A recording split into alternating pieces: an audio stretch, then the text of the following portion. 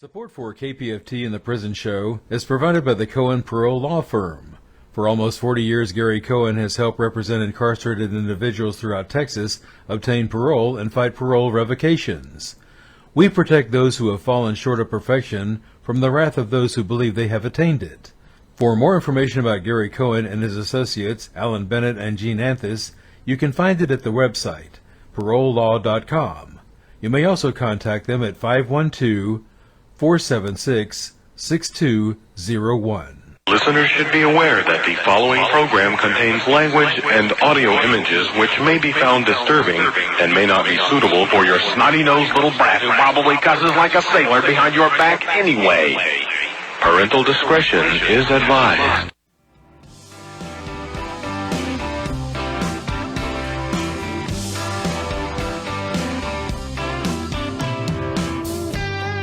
Daddy, I'm coming to see you at visiting hours next week. Mama ain't been doing too well, I'll tell you more when we speak. And Billy's loving high school. He's out there blocking for JV. I'm sure he's gonna come around by the time you get released. It's Friday night, the inmates go quiet. Listen for a voice they know. It's prison. It's time to holler down the pipe chase and rattle them bars, because we're going to do a prison show for you right here at beautiful old, historic old, exciting new KPFT Houston, from the heart of Montrose, where we all hope tomorrow will be a better day. Dreams, I can see your freedom. I will hold you once more. The man with no visitors, no money on the books. Remember, David's always gonna be here. You're never so alone. This saints my love. It's Friday night, the inmates go quiet. Listen for a voice they know. It's prison radio. Prison radio. And welcome to the Prison Show. Tonight is November the 1st, the beginning of the month. And you know what else it is? It's still Fund Drive. And I don't mean F-U-N, I mean Fund Drive. It's always fun at KPFT. Of course. You see, David has a voice now. A few minutes ago, he's like... It'll be grovelly. It's just not the best. Halloween took a lot out of me. And Clint Young's dog, or puppy... That took a lot out, too. Puppy, David... Her name's Diamond. Diamond. American Bully. Oh, I think he needs to plug that in. Oh, well, he's going to have to find a spot over there, I guess. Yeah.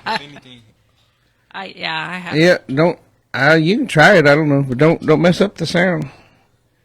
Did it mess up the sound? I don't know. I wasn't listening to it. Okay. Oh, my God. Well, hang on.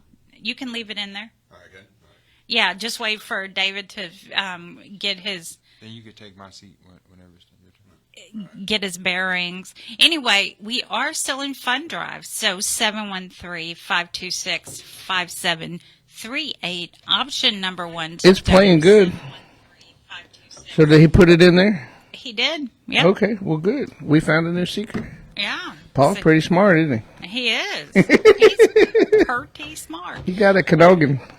In my mind. So 713-526-5738. Option number 1 to donate. Make sure you say The Prison Show or go to kpft.org. Scoot on over to the donate button, then scroll on down to The Prison Show. Or you can do like Captain Tom does. Text the word GIVE to 713-526-5738 and be directed to kpft.org. Either way, we appreciate your donation. What David made me take my trusty little cheater. If you donate $5 per month, that would be $60 per year. Or if you donate $25 a month, that's $300, and you can get a brick, a 4x4 brick. Or you can donate $50 a month and get a 4x8 brick that we have laid out in front of the station. And you can put almost whatever you want. Almost. Notice I say almost. Gloria, you can't put some things on the brick, even though we know you want to. So. Was she want to talk about murder, or she was going to cuss on it? Cuss. Yeah. We dumped her last week. What was she doing? She was just fiddling with something, too. Yeah, and her lamp fell on her bed, and then it went downhill from there. Yeah. We got a list of people, don't we, to say thank you to? Yes, we do, and I You don't have it? I don't have it, so use All your right. gravelly voice and say it. I got to find it. So why don't Oh, you you- go ahead with the show, and then in a little bit, I'll thank everybody. All right, we're going to go on ahead with the show tonight. David has lined up a great show as usual. We have Paul Morgan, attorney at law, Andre Taylor, with the criminal justice community organizer and with Grassroots leadership, and Taj, which is Texas Advocates for Justice. Terry Peden is in the house also. Owner, law firm, abolitionist, attorney, educator. You got a whole slew of things. And, of course, it's me and Linda are in the house. David's in the house. So we're all up here in the house. No, all of it. No, Andre's not here. Yeah, Andre's on the phone, though. Andre's on the phone. Woohoo! Woohoo! So we're going to go with Terry first because someone has a hot date. No comment again. No comment again. Get that microphone there. Ooh. All right, so we're going to go ahead with Terry Peden. What you got for us tonight? Okay. Well, first and foremost, thank you all very much. Tear it up. My fault. I'm trying to get my camera straight. Thank you to the prison show. It's always a pleasure and a blessing. So tonight, I want to talk to the guys and give you some information for when you make it home. So within my practice, I do a lot of work to help people make parole, but I would be remiss and I'd be selling you short if I didn't, in this context, at least try to prepare you a little bit for what life is like once we make it, right? So here it is. You will be judged. I'm myself often mistaken for a well-dressed defendant whenever I'm in new courtrooms. And I've been blocked. I'm just going to go through a few things, right? Because I know as a defense attorney, as a parole attorney, a lot of times people hear attorney and they just assume that we live a certain type of life, or we have a common set of experiences, right? Where you're a lawyer, you've made it, you don't have any problems, you can't relate, you don't know what I go through, and that's not the case. So I'm just going to tell you about my life, and hopefully this can give you at least a little bit more context and understanding for some of the things you might come up against upon release. So again, I walk in courtrooms all the time and people think I'm a defendant, like I, go up there to walk past the bar where the attorneys sit, and if they don't know me in the court, sometimes the bailiff would jump out and be like, "Hey, defendant's over here, have you checked in?" It's like, nah. To one instance, I actually had to get my Charleston White on with this dude because I got to court early. He didn't want to let me in with the other attorneys who were there early. He let them in, and me and this guy got a little bit heated. The bailiff got involved. But yeah, it was just terrible to a point where his own client was like, "Hey, what's wrong with you? You don't hear what he's saying? You don't see how he's dressed? You like, what's the disconnect?" Right? To my last prison visit on Beto about 2 weeks ago, and the gentleman, he didn't mean any harm by it, so I didn't take any. But he was like, "Man, you're a lawyer? I ain't know they had lawyers like you, man." Again, I don't think he was like being mean spirited, but maybe this is a good thing, right? Because he's actually seeing a lawyer that looks like me. So now he has something else to pull from when he sees a person that looks like me in terms of what kind of person could this be, right? This is a good one. So I do misdemeanor appointed work in Harris County with a program called the MAC, and I'm certified to do Spanish appointments because I passed a certain level of proficiency. I took the exam, I passed it. For some of y'all who don't know, I lived out the country for a few years after I graduated from undergrad. I lived in Panama and in Guatemala because I wanted to learn Spanish so that I could bring that back and bring it to my mother's office. It was something I always used. She used me to help her in that regard. So that was something I wanted to develop and become fully bilingual within my practice. So again, at this point in my career, I take Spanish appointments. And one day, this is, I think last week, I go in there. I got 2 appointments that day. The first appointment, I go back there to speak to him. And long story short, the gentleman sized me up, looked me up and down, and then started playing games with me where he was trying to test to see if I understood what he was saying. So I cussed him out in Spanish and let him know, don't play with me. And actually, I'm going to go in here and tell him that I want off your case because you're playing a game that even in the best case, you could flip and say, oh, he didn't understand me. I don't think he understood the words that I was saying. Cool. Went in there, had to let him know I'm not playing games on this beautiful Friday, and we're going to have to be respectable in both ways. From there, assigned me another case, a Spanish speaking case. I went in there that day, right in front of the other guy who was just playing games, and got his case dismissed. So, and his case was all Spanish front to back. So he had to sit there and listen to me in this common little area in the holding tank and hear what was going on. And because of that person's whatever they have going on inside of them, bias, prejudice, racist, whatever it might be, they miss out on their blessing.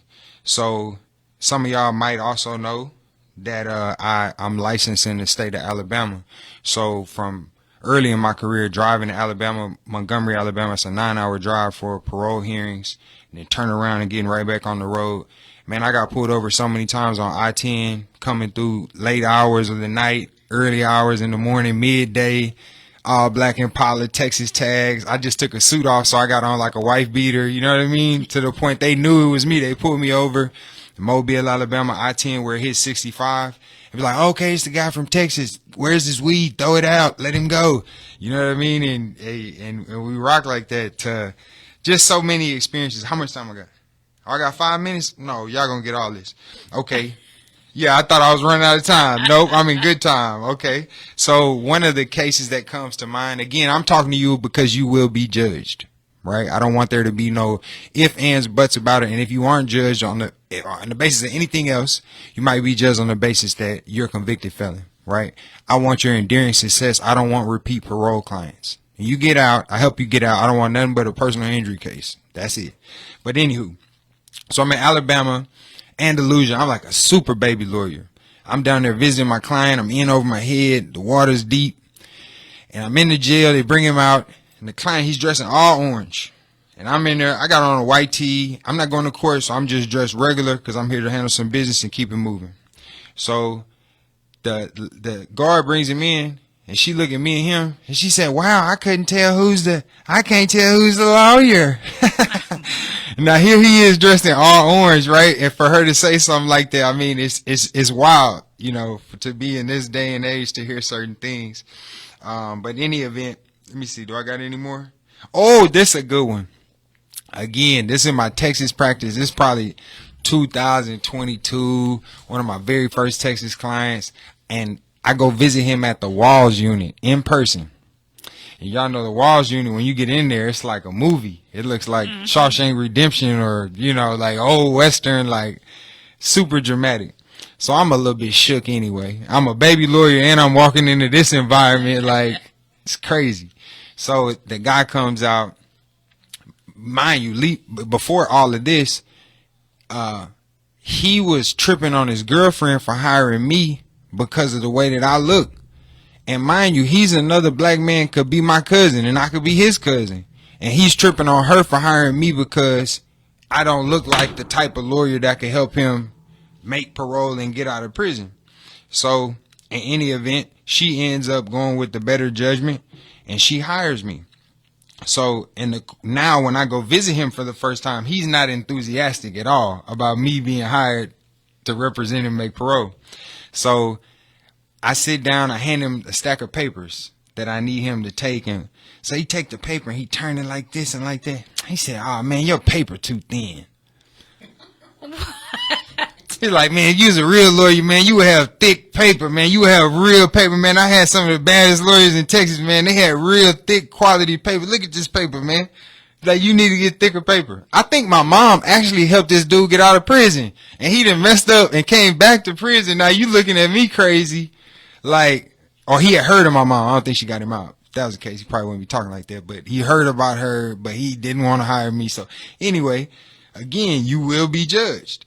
And for some of y'all, this might be, maybe you haven't been in a position where you were treated in a prejudiced manner, or people discriminated against you for whatever reason, socioeconomic status, race, maybe the fact of where you come from, and all of that being similar. But in any event, now you're going to be released, and at this point, you got to be able to have a real conversation. So what? Is it a sad song now, or not? I wasn't raised like that, right? So I just told I wish I had 20 minutes today, because I got a good one. I might have to make a part 2, but in any event, I'll leave you with this. Maybe I'll pick it up later. If they do 5, you do 20. If they come late, you come early. If they show up sloppy, you show up sharp. Try to over deliver. You have to develop thick skin and a sense of humor, down to, regardless of your political affiliation. We just had a major political event, and apparently the whole island of Puerto Rico is a floating ball of trash, and black people don't make our Halloween celebrations out of pumpkin. We use watermelon. And this is one of the most major events, like the other day, right? So regardless of whatever, I wish you the most success. But if those setbacks and discrimination does come your way, just double down on what you believe in, what your values are, and assess the world from that perspective. And don't become that. Don't become the person who's discriminating and treating you wrong. So I've ran out of time. I had some more to say. If you want to get free, call THP. If you want to get free, if the cops whoop your butt, if the cops whoop your call me fast. That's it, man. Thank you to the prison show, and peace. How long have you been practicing? I've been practicing law for 4 years, about to come up on 5. Are you mainly in Harris? Yeah, mostly Harris. Harris County is a high school. They haze everybody. Yeah. My beginning years in Harris County were, oh, sorry, I got to talk in the mic, were horrible. and this is Paul Morgan, by the way. Like, I'll give you an example. I was, when I started practicing. The 1970s Mike talking to that joker. Yeah, is this better? Yeah. Yes. So when I started practicing, there were a couple of judges I was constantly asking for funding for experts in front of, and apparently one of the judges really didn't like me and started asking the community if I was getting kickbacks from the experts, and then tried to see if I could be investigated on that. So it's a high school. It's a very toxic environment. Just persist through it, and you'll end up being fine. Sure. And I also think you bring up a really interesting point, which is not only should you not judge other individuals for preconceived notions, but you also have to go past what will be the stereotypical cookie cutters that they're going to fall into. And I before you leave, what do you tell your clients that are going to make parole about reentry programs and about getting careers and jobs in place? Because that's the hardest thing to overcome. What do you tell them? Definitely. I mean, this show is definitely a beacon for those resources, but especially for guys who've done a lot of time. the world that you're coming back to now is much different than what it was 10, 15, 20, 30, 40 years ago, where reentry was taboo. Being a convicted felon just was a terrible, the worst thing you could be. So my advice would be, when you, ahead of your release, whatever resources you have, if you have some, try to identify the resources through your local city government, county government, through churches, through nonprofit organizations that might be in your geographic area, and lean upon those resources. It's stuff out here. You're gonna come home and see everybody with a phone in their hand. It's some young men and women in the community where I live, who, I'm on them all the time. Like, hey, you got that phone right there. You sitting out here in front of the store every day. That phone has all the answers. Look at the phone, ask it what you want to know, and then let's use our brain and get about it. Faith with the works type of thing, and make it happen. So that would be my advice, is identify those resources in the geographic area where you're going, and then lock in and make it a point to go get in their face and make them people know you. If they know you and you're respectable and you're serious and you try your best to keep your word, then for the most part, I've seen that people will try to help you. So that would be the main thing. Mm-hmm. I think that's some good advice. Cool. You guys are good. Yeah. If Terry didn't have to have a hot date, he could hang out and share some of Paul's time with him. That's all hearsay. All hearsay. All hearsay. I still think that's who was on the phone. I heard you say it just a little bit ago. All hearsay. No, I appreciate y'all. Y'all have a great night. Be blessed, everybody. And hey, we'll see you next time. And remember, whenever you pledge, you got to call 713-526-5738. Option number 1, and then whenever they ask who you're pledging for, tell them The Prison Show. It's under the T's, Terry. It's under the T's. Under the T's. Under the T's. Yes. For The Prison Show. And speaking of the Prison Show donations, we'd like to thank Miss Diana Williams, Evelyn Stoss, Jason Wysong, our very own Paul Morgan, Gloria Ruback, Jamanica Phoenix, me and Dee Dee, and Michael Holman. Thank you all for being so generous. Thank you, Terry. We appreciate you. Can you get out? You know the code, or do you need me to hit the button? He's got that hot day. He's gone, boy. Yeah. He's like, I need to leave. Yeah. I'm sure the gentleman on the inside can appreciate my urgency. Yeah, his urgency. His urgency. I think we ought to pick up Andre. Yep. You're on the microphone. You're still on the mic. Yeah. You see, what did I say earlier? Yeah. David was talking in the mic. Yeah. And I said, I think everybody likes to hear that kind of stuff. I mean, we're just normal old folk around here. You're not normal. No, ma'am. Yeah. All right, let's get to Andre. Where's Andre? There's Andre. Hey, Andre, are you there? Yeah, I'm here. Okay. Can you hear me? I can hear you now. Yes. My name is Andre Taylor. I'm a criminal justice organizer with Grassroots Leadership, and I've been with them for about a year now. I am directly impacted by the criminal justice system as well, and also the sister system, which is CPS. And I've been advocating for about a year, just amplifying my voice and getting out there in community, telling people about how we can end this 369 plan. I'm working on voter engagement right now for formerly incarcerated individuals around the area of disenfranchised voters.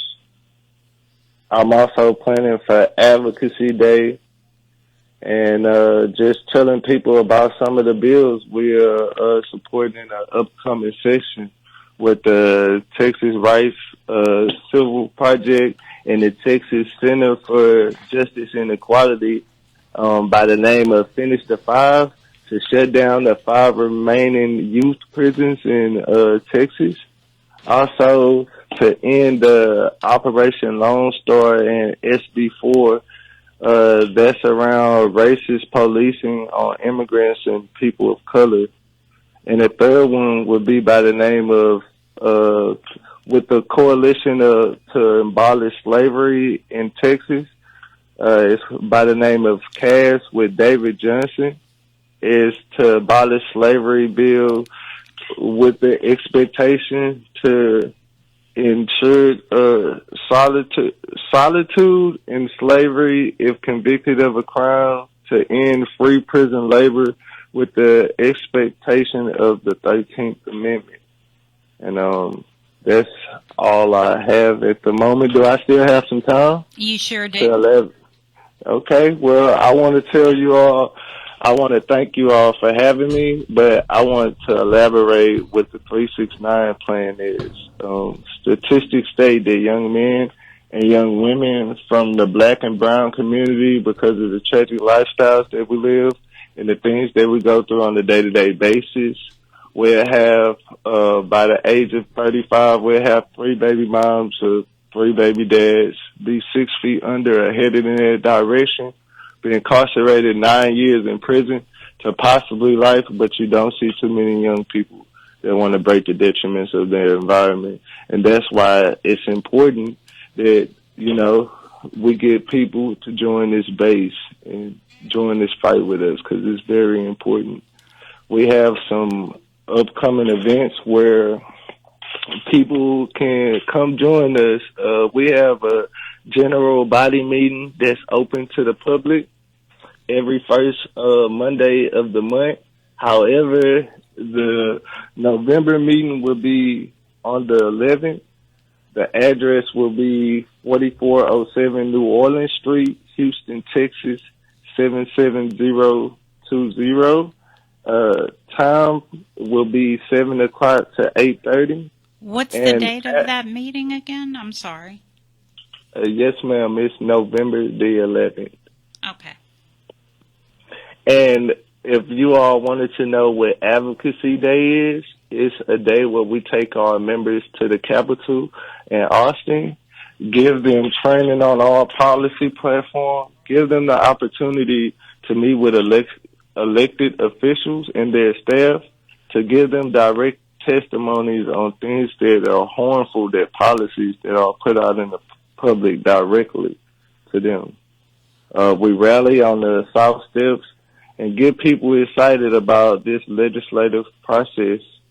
If those that want to meet us through mail, want to write us something that is incarcerated at the moment, our P.O. Box is at Grassroots Leadership, P.O. Box number 88235, Houston, Texas, 77288. And if you can add my name somewhere in the memo, I will be responding to you as soon as possible. And right. That's all I have at the moment. Can you repeat that mailing address again, Andre? Yes, ma'am. It's at Grassroots Leadership, P.O. Box 88235, Houston, Texas, 77288. And if you can add my name in the memo. All right, Andre. I appreciate you explaining that 369 plan, because I didn't know what that was. Yes, ma'am. It's very much so important that I inform everyone on what that plan is. Well, I appreciate it very much, Andre, and I hope you have a great weekend. Yes, ma'am. And I love the show, by the way. Well, thank you. Thank you Yes, so ma'am. much. Yes, ma'am. Thank you for having me. We appreciate you, and we look forward to having you back on soon. Yes, ma'am. Thank you. Thank you. Bye-bye. All right. And David was just itching to say call 713-526-5738. Option number 1 to donate to the prison show. Remember, the prison show. Make sure you say that. And I know you're getting sick of hearing us say this, but make sure you say the prison show or the prison show. You know, they may be getting sick of hearing us say it, and we get sick of saying it, honestly, but we are listener-sponsored radio, and that's how we can have shows with Paul and Terry and Andre, because nobody's really telling us what to do. I mean, I put the show together, and I ask your advice a lot of times. You guys put your segment together. Nobody's telling you who to report and who not to report. Nope. That's probably why we've been getting a runaround down there on the tablets, but it seems to me like we got another approval, so how many more approvals are we going to need? we got approvals everywhere. Yeah. They're coming out everywhere. So they told us we had to have the official approval. I think we got the official approval now, so let's see how long it'll take now. Let's see what other approval we'll need. Well, I don't know. When Brian Hill contacted me, I was kind of excited about that, so I'm going to let him know now that we're approved by TDC. So, Again. If it means anything, you guys have my approval. There you go, well, Paul. thank you, Paul. We appreciate that, man. That we should really be do. all we need. Yeah, that's Exactly. it. We're set now. Yeah, we're set. Woohoo. Yep. Woohoo.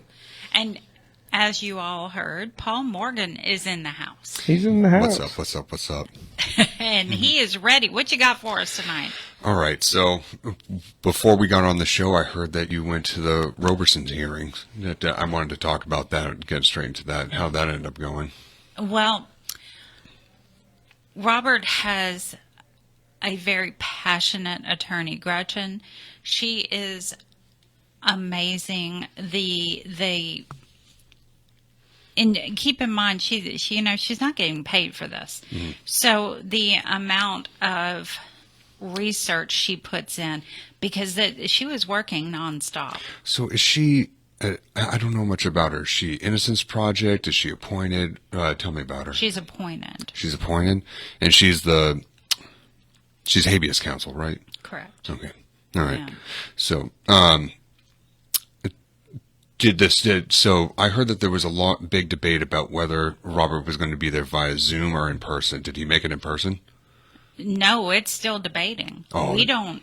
Yeah, the subpoena has not been. They have not fulfilled that obligation yet. Let's go with it that way, because, Ken Paxton has really, he has sunk his teeth into this one. Yeah.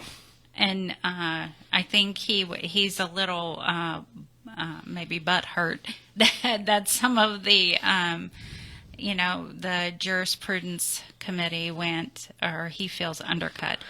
He's just such a funny man. So the Court of Criminal Appeals has a brand new slew of judges coming in because there was an opinion that the CCA issued that Ken Paxton didn't like about, I forget what the subject matter was, but he didn't like it. So there was a bunch of judges that ended up taking Slaughter, I think Newell, Keller, and the rest of the judges are on the chopping block for next year. So in that sense, as long as it's about Mr. Paxton, it seems like he is pretty pro-reform. But as long as it's about him. And then. Okay, so for those of you who are not up to speed on the Robert Roberson thing, basically what happened is that Robert Roberson was set to be executed, and a Court of Criminal Appeals opinion came out that shaken baby syndrome was not based on valid scientific science. Valid scientific studies. The opinion goes on to talk about the different mechanics of, how it's impossible that a human could shake a baby and cause that type of injuries. But that opinion came out right as Texas was supposed to execute the first man for shaken baby syndrome. And so there was, for those of you who are not really in touch with how death penalty stuff works, it's extremely political. The lawyering is really top notch. But right as they were going to execute Robert Roberson, that opinion came out, and then the legislature came in and said, "Whoa! We need to hit pause, and we need to hear from Mr. Roberson about his conviction and what's going on, and we need to look at the junk science laws. And that got to this subpoena to get the death row inmate that you went to go see. Right. The 11073. That's Yep. what during the hearing they Leach and Moody were mainly, and there was another one, but I can't remember his name. But they were mainly focusing on the law that they, Yep. basically, worded. They did it, and like you and I'd forgotten. So much has happened. I forgot that the CCA had issued that opinion the day before. Yeah. And it's like, what the hell? Yeah. Like, how can you, it made no sense. And the inability to hit the pause button with any form of effectiveness in a situation like this is just so scary. I mean, this is I feel like this is, while Timothy Cole was not executed, this is like the same concept, or who was the other inmate that was posthumously, From Texas? yeah. Oh. There was Timothy Cole, wasn't there one more? I just thought it was Timothy Cole. I thought he was the first, but Oh, there's been quite a few that we've said were innocent, although they haven't admitted to it. no. Yeah, they won't admit to too much. No. The scary thing about those 11073s is that the case law that we have from them is the gentleman before me was talking about the razor thin paper. There's only like a couple cases that even touch on 11073s. And that's what they were saying. They need to revisit the verbiage, revisit that. In the CCA, the Court of Criminal Appeals needs to stop just denying all these writs, and when they reverse, they need to do like they did with the Roark opinion and issue an opinion. For those of you who don't know, sometimes the CCA will just white card an opinion, and those of you who are in TDC that have gone through the appellate process, through the writ process, or through the direct appeal process, the white card's the death of the sentence. I mean, death of the appeal. It's a little card that comes in the mail, just says affirmed. Then that's that. And if you get that, you don't even get an opinion. You don't even get a reason why.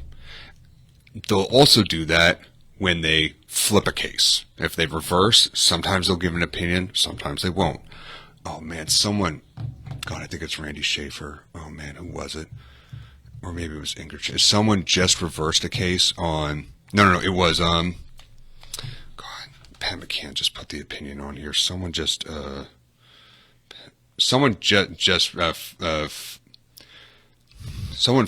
a Goins case. Oh, Bob Wyckoff. Bob Wyckoff just reversed a Goins case, and the CCA issued a two-page opinion. Two-page opinion as to why the case needed to be reversed. 2 pages. How are we supposed to get any meaningful guidance if the only thing that they do when they flip a case like that is just go, oh yeah, it's flipped. No harm, no foul. So. That's a good way to put it. Yeah. No harm, no foul. Yeah. Whoops. Whoops. You can cite that and further precedent. I like that. Whoops. Yep. Yeah. Our bad. Keller is going out on the CCA.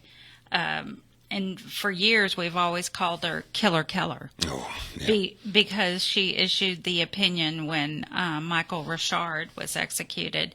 His attorneys filed something at like 5:10 or something. And she said, I'm sorry, we close at 5.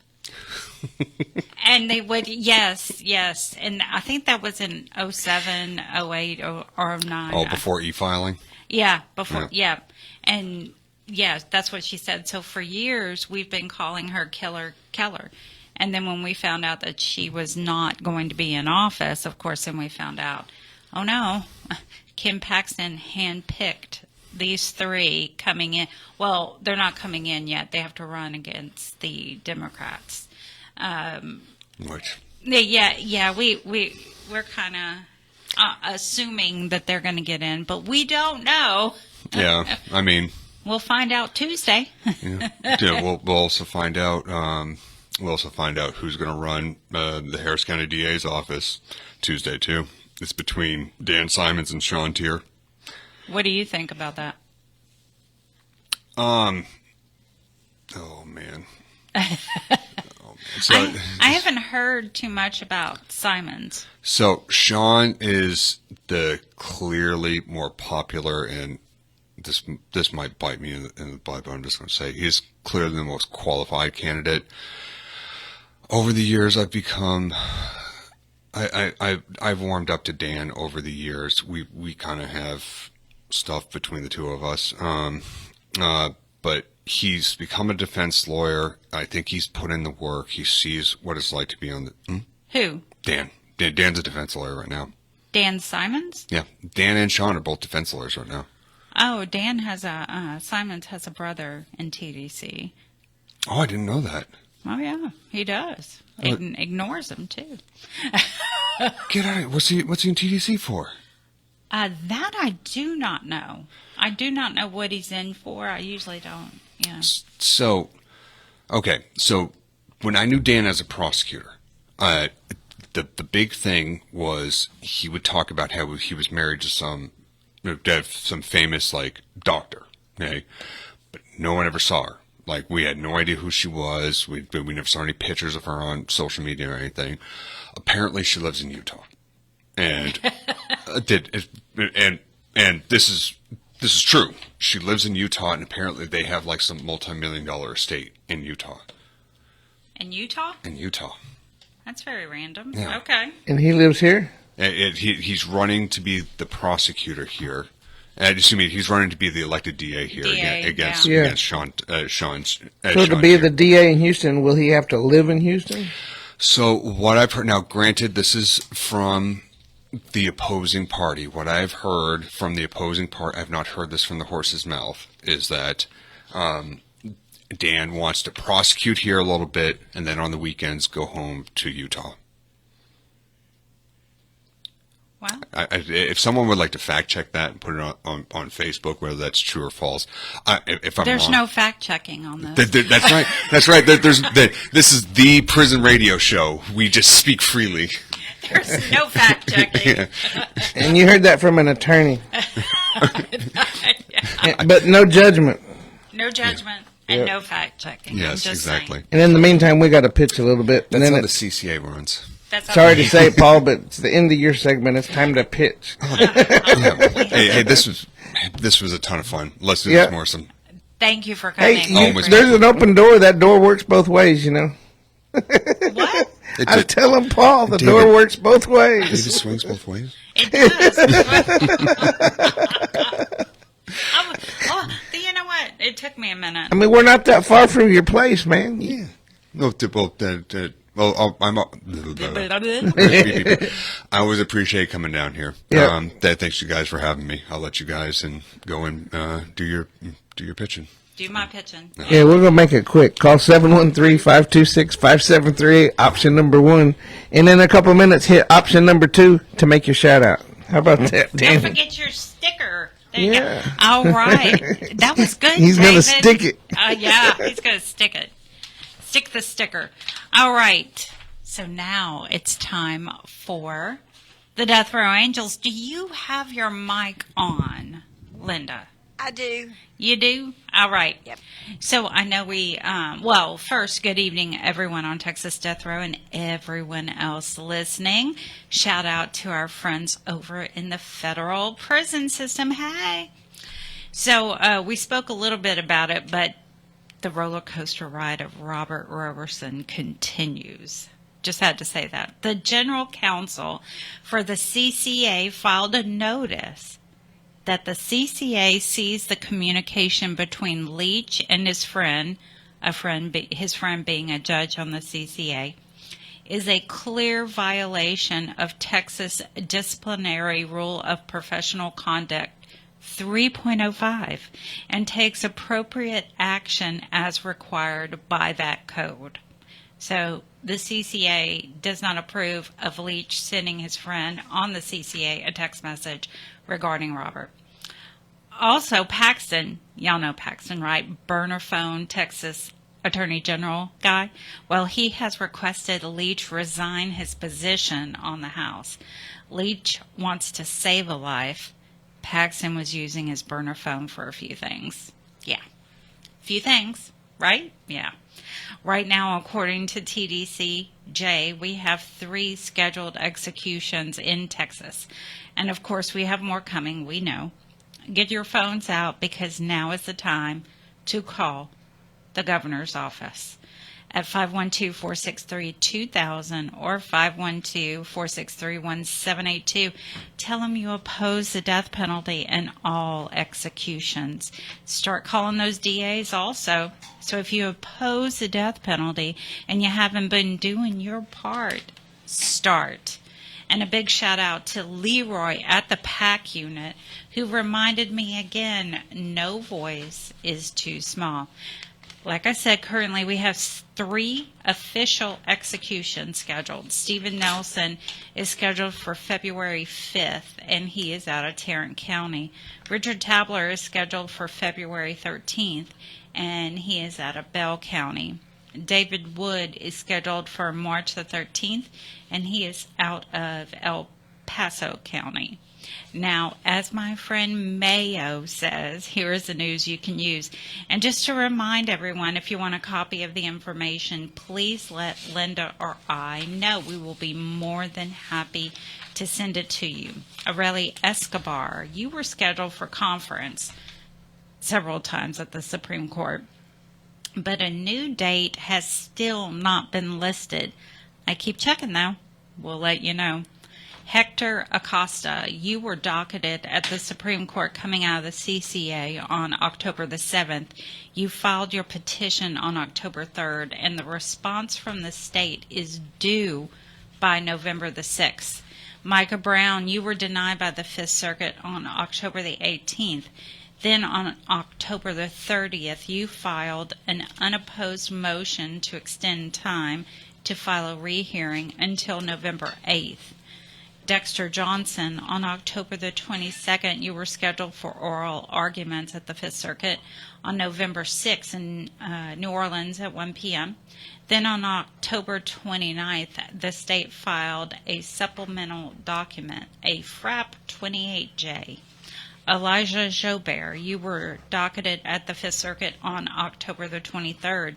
William Davis, on October 24th, the CCA noted your case is set for submission on December the 11th. Then a joint motion to reset oral arguments was filed on October 28th, requesting January 20th as the date. October 30th, your reply brief on direct appeal was filed at the CCA. Irving Davis, on October the 25th, you were docketed at the 5th Circuit and are required to submit your motion for a COA and brief in support by December the 10th. Brian Suniga, on October 28th, Judge Hendricks granted the state's motion to file a surreply at the district court. And Courtney Robinson, on October the 29th, Judge Schroeder denied your motion for reconsideration of order denying discovery and hearing. Eric Williams, on October 30th, you filed a motion to appoint counsel for discovery litigation with brief in support. Juan Ramirez, on October 30th, here's a shocker, the state filed a motion for reconsideration of order adopting report and recommendations at the district court.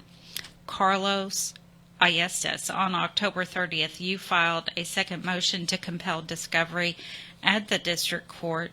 And Stephen Thomas, on October 31st, the state filed a notice of supplemental intervening authority at the district court. And that is all I have. Linda, what do you have tonight? I've got some birthdays first and a poem. Okay, here's some happy birthdays.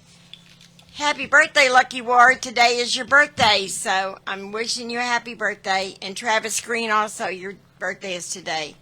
Milton Gobert and Juan Reynosa, November 2nd. Anthony Medina, November 5th. Woohoo! Otis McCain, November 8th. Amanda Leza and Armando Leza and Robert Roberson, November 10th. Hey, Robert, big old birthday. Pablo Melendez, November 16th. George Curry and John Thiessen, November the 18th. John Falk, November the 19th. Marcus Drury, November the 20th. Damon Blunston, November 25th. LeJames Norman, November 26th. Billy Tracy, Tyrone Cade, and Kimberly Cargill on November the 27th.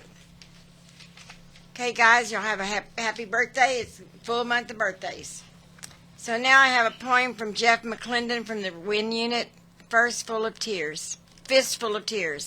Why do we all walk around here acting like everything is okay, when deep down on the inside our hearts are rolling like tooth decay? As soldiers, we have been taught and told not to show our emotions. We just keep them to ourselves until a woman can squeeze them out like a bottle of lotion. What's up with us is our pride, our shame, our egos, or our fears. That's really, that's to the point. I like that. Yeah, that was very nice. Thank Yes. y'all. Thank y'all for submitting poems. I know that Linda's husband, David, took off with the car, and she had a couple of poems in the car, so they went with the car. Yes, J. Fran's story. I'll read yours the next time. Sorry about that. Yeah. It went bye-bye. David took off with it. So, along with several other things of her that she was like, wait a minute. I know it. So, I know that the last few weeks we have been talking a lot about the Robert Roberson case. However, keep in mind that this is about junk science, and everything, it's unprecedented. So junk science is not only for the men and women on death row. This affects everyone in prison, going into prison. In fact, Terry was talking about one of someone he knows in prison right now that I forgot how much time he got, but he's doing time for Shaken Baby. So, everything affects everyone, and what is going on right now is, like I said, unprecedented. So that's why we keep talking about it. That's why Allison was on last weekend, and now Paul was talking about it. It's everything. There's so many people that we know that have been executed on junk science. And Cameron Todd Willingham, for one, and I know Kasul, I still can't pronounce his last name. Kasul was executed on junk science, the bite marks. And then you have the hypnosis, Charles Flores. And I think Big Lou was also hypnosis, if I'm not. Am I correct, Linda? I think you're right, yes. Okay. So, this affects so many people. So remember, 11073, that's why we keep talking about it every week. David's looking at me. So's America. Hey, America. Every newspaper has Robert Roberson in it. He's going to be very well known. Yeah, he will, or he is well known. Like I said last week or the week before, he went from hardly anyone knowing about his case to the world knowing about his case. So he's making history right now. Yes, he is. Yes. Him and his beautiful wife, Manuela, we miss her. We miss her very much. Yes, I miss her too. She helped me clean my house. I loved it. I love having someone help me clean house. Does that mean it's dusty already? It's always dusty. It's just so dry. Just don't come in my man cave. Is your man cave dusty? Nobody's allowed in the man cave. Oh, Somehow I don't think that we would want to go in the man cave. Oh no, Dee Dee tries to come in there all the time. I'm like, no, it's a man cave. It's not a wife cave. Oh my gosh. She wants me to set up a chair so she can come in there and sit and watch TV with me.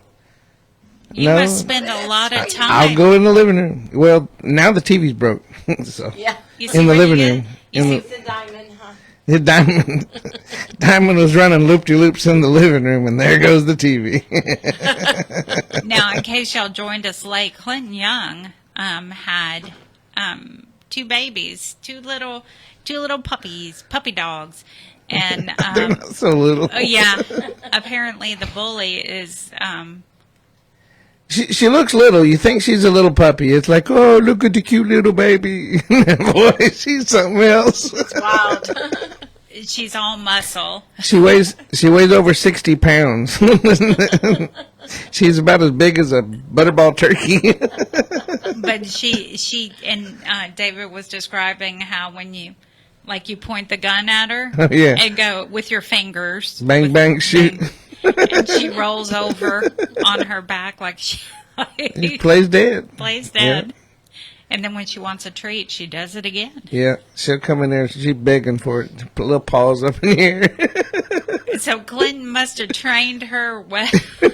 Clinton said that whoever had her before him actually trained her. So, yeah, I got a Securus this morning from him. Yeah, they've been moving him everywhere. I guess he's settled on Ferguson, though, huh? Yeah, I think he's still at Ferguson right now. Yeah, he said Midland got him out of there on the first ship coming. They moved him like 3 o'clock in the morning. Wow. Yeah. He said, they always treat me like I'm something special. He doesn't want to be. He is something special. Yeah, he doesn't want to be special, but he's a high-profile case. Yes. Yeah.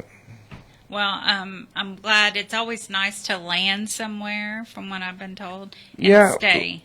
Whenever I did time, I just wanted to, like if I had to go on a chain or whatever, go back to do court or whatever, I just wanted to go back. I call it home. I mean, once you're on a unit and you got a job and you got your own place, you got a celly. I mean, it's normal routine. But he said he's not finished fighting, so he's going to treat this life just like he treated the other one. He's not going to take it laying down. And I'm sure he's glad you got Diamond. Well, I hope so. I mean, and I was talking to Oscar, because Oscar was looking at me with them puppy dog eyes, and I told him, just like Larry went away and didn't come back, I said maybe Clinton will be able to come back, but in the meantime, Diamond needs somebody to take care of her. So she's got a good home. She's got a brother and a sister to play with, and that's a good thing. And some chickens and And she runs up on, yeah, she got a mouthful of chickens. It's kind of funny, but not really. I don't even know why the chicken was in the backyard. So I let Oscar and Diamond out, and there's a chicken. And that dog, Diamond, boy, she cleared the backyard like in 2 strides. It was like something out of the cartoons. Chicken. It was funny, but it wasn't. Here I am yelling, Tyra! poor baby. Yeah. Well, he must have not have had her long. Yeah, I mean, he was only out 2.5 years, so. I thought she was a puppy, though. She's 2 years old. Oh, okay. All right. Yep, she's 2 years old. I mean, we got the papers on her and stuff, so. She's a for real American bully. She just, but she's 2 years old. She's already had puppies, but I don't know. Dee Dee and I were talking, we probably won't, we don't think we're going to breed her. I don't know. I guess motherhood's something special, but I don't know. Sometimes I think a dog needs a chance to be a dog. Yeah. And she's so cute just running around doing her thing, so. All right. So do you want to pitch again before? Yeah, I mean, y'all, you can get online at www.kpft.org, and remember, there's a drop-down menu. Sometimes whenever I go to fill it out, I have to look for it, because it's like you can bypass it. You don't even have to do it. And then whoever's show that you're donating at that time, they get credit for whatever you donate. But there is a drop-down menu, and it actually asks you which show would you like to donate to, and we're listed under the T's for The Prison Show. Or did Danny, you say the whatever. The whatever. Whatever you call it. And then, or if you don't want to, if you're not comfortable on the computer, even though it's all encrypted and all that stuff, it's real safe. You can just call 713-526-5738, and it's option number 1. But we got some open lines over here. You want to hit option number 2 and make a shout out. We really appreciate anything that you guys have.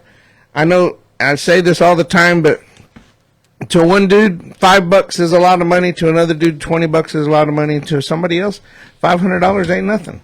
So I'm not sure how much you got or what your lifestyle can handle, but if you can bypass Starbucks a couple of times and give us $25 a month, that's a sustainer, and you qualify for a brick. Danny was talking about a brick earlier. You can not go to McDonald's 3 or 4 times a month. You can get a $50 brick, be a $50 a month sustainer. We actually get credit for the whole year whenever you do that. So we'd appreciate whatever you can do. In the meantime, I think we need to pay the bills.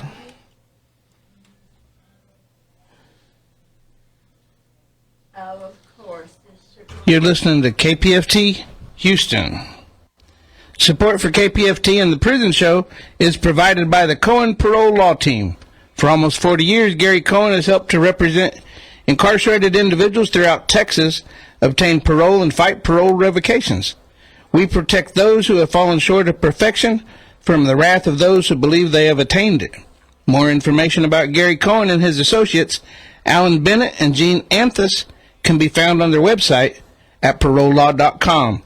You may also contact them at 512-476-6201. All right. Now, let's get to our calls. Let's get to Rosa on line 1. Hi, Rosa. Hey, how are you doing? Doing good. How are you? Good. I'm well. I'm blessed. I just wanted to give a shout out to my man, David Gaitan. He's in the Ramsey Unit, and I just want to tell him that I love him, and I'm praying for him, and I'm not going anywhere, and just, I'll be here when he gets home.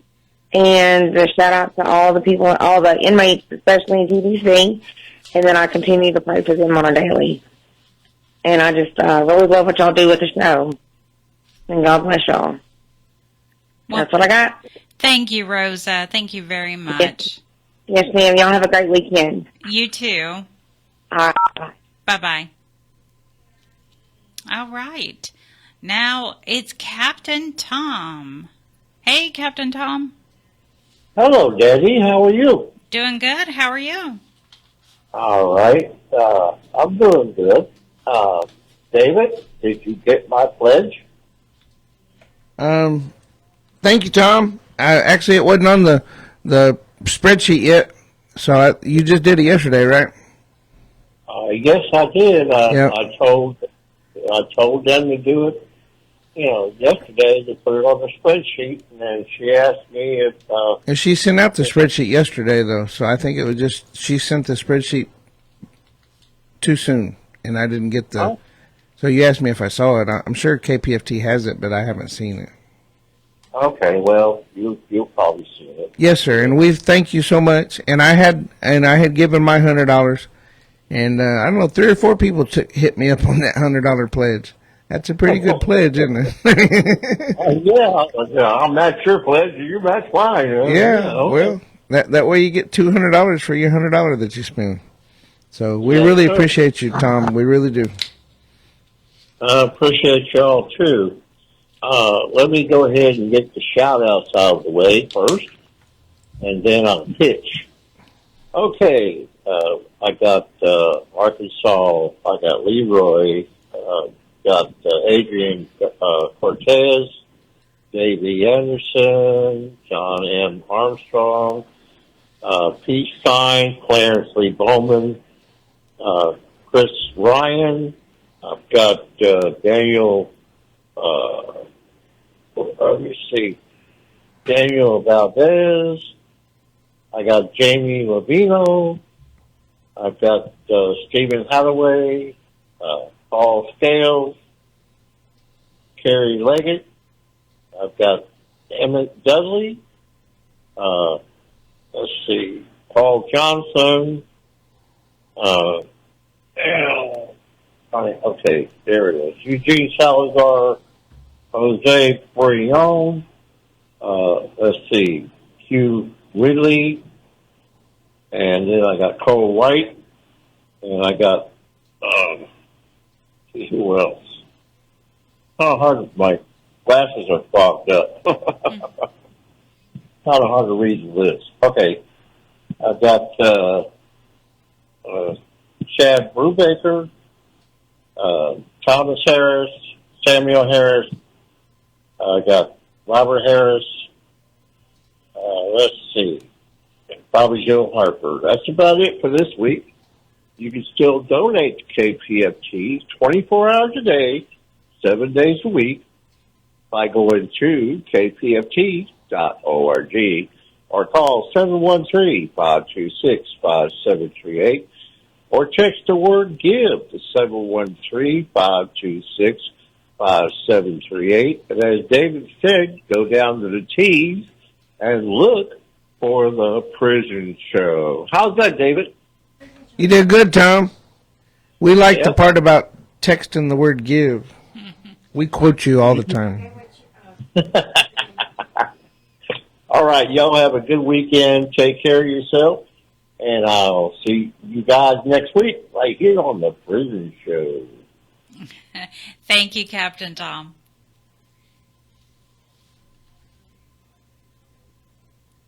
All right.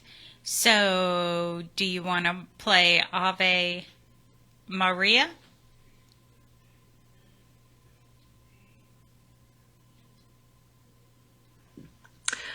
Hello, this is Eva Maria from Germany. I would like to share a song with you all from Texas Department of Criminal Justice, especially my pen friend Rodolfo Medrano and everyone who doesn't have friends or relatives outside prison. This song is really important to me, and it goes like this. It's a Spanish song. Nada te turbe, nada te espante, quien a Dios tiene, nada le falta. Nada te turbe, nada te espante, solo Dios basta. Which means, nothing shall worry you, nothing shall frighten you, nothing will lack to those who trust in God, nothing shall worry, nothing shall frighten you, only God is enough. God bless you all and goodbye.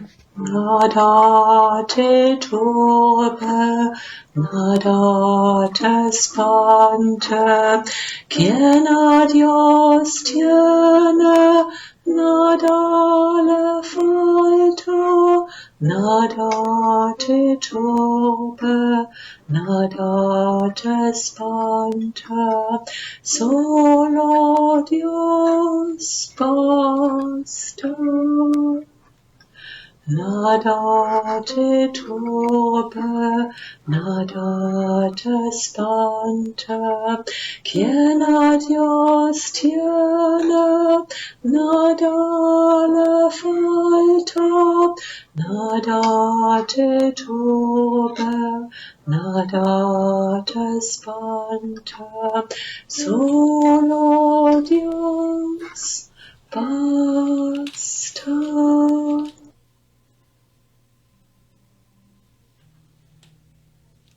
All right. Thank you very much. That was beautiful. We appreciate it. All right. Now, Leslie on line 3. Hey, Leslie. Can you hear me? Yes. Hello? Yes, we can. Hi. Hello, everybody. Happy November 1st. Shout out to my sugar pom-pom at the STILES unit in the Beaumont. Yay, yay. And, KFC. What's up, KFC? Let's see. It's a nice evening. I'm tired. Anyways, Sugar Pom Pom, I love you.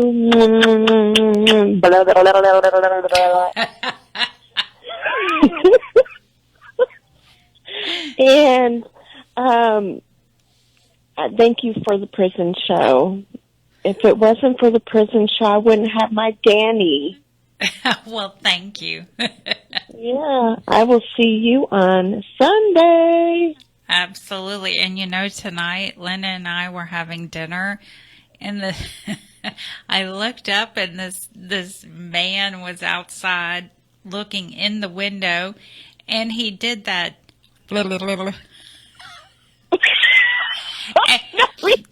So, I mean, I couldn't hear it because he was moving his tongue. So I did it right back to him. And of course I was on the phone with KFC, and he's like, I know you just didn't do that.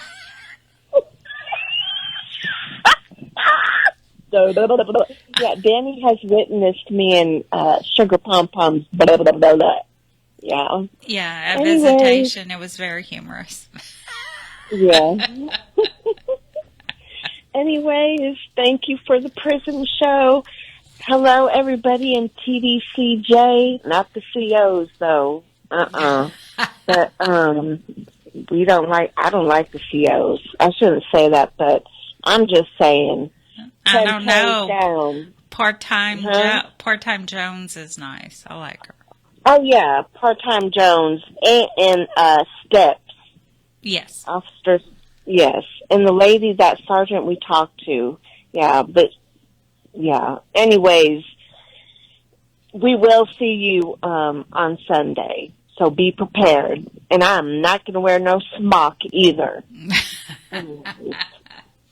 Gown of shame. All right, girl. Oh, no. I'll talk to you tomorrow. Bye. Bye. Okay, bye. Okay, now we have Caitlin.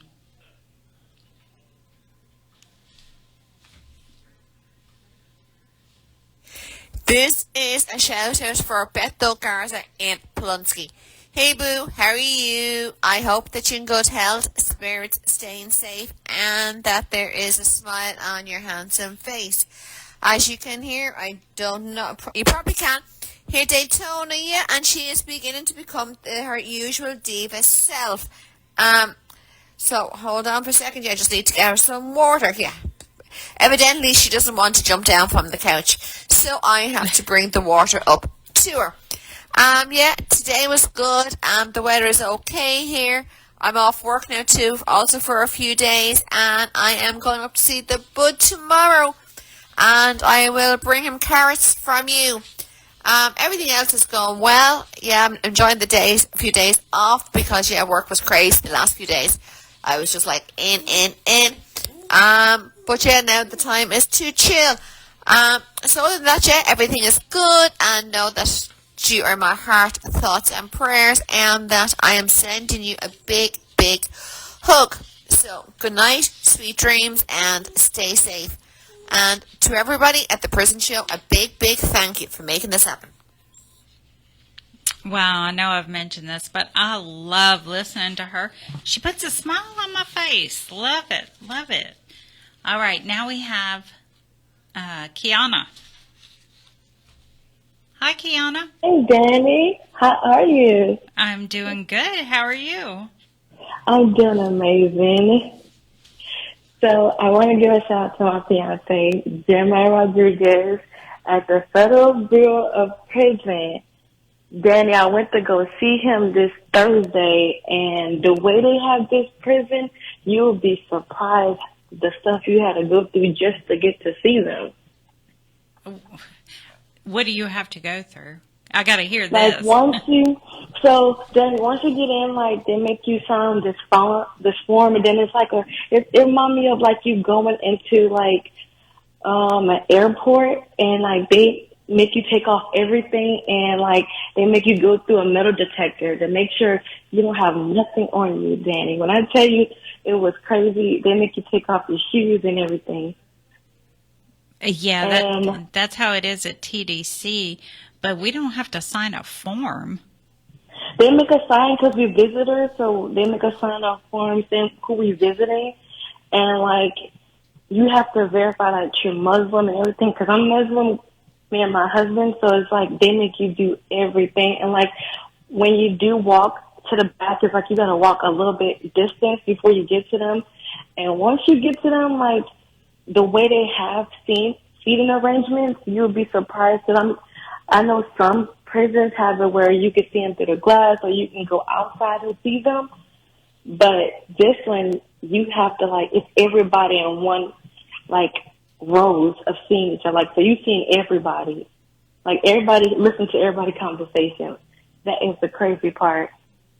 Wow, yeah, that some of the prisons are like that, and you have no sense of privacy. Like you said, everybody's listening to everybody else's conversation.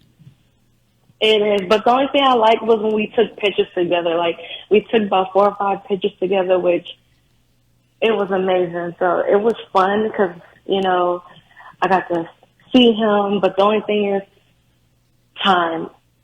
You know what I mean? Like, you only get a certain amount of time with them, which depends on what time you go. Oh, really?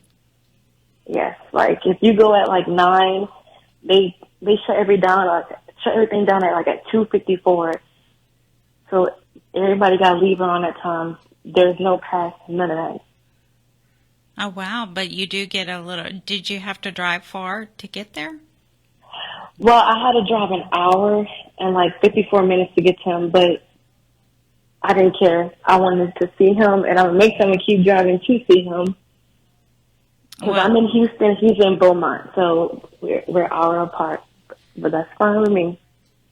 Well, I am so happy that you two found each other, and please give him, well, I hope he's listening, please give him our best, and we look forward to hearing from you every week. We were just talking about you earlier tonight. Yeah.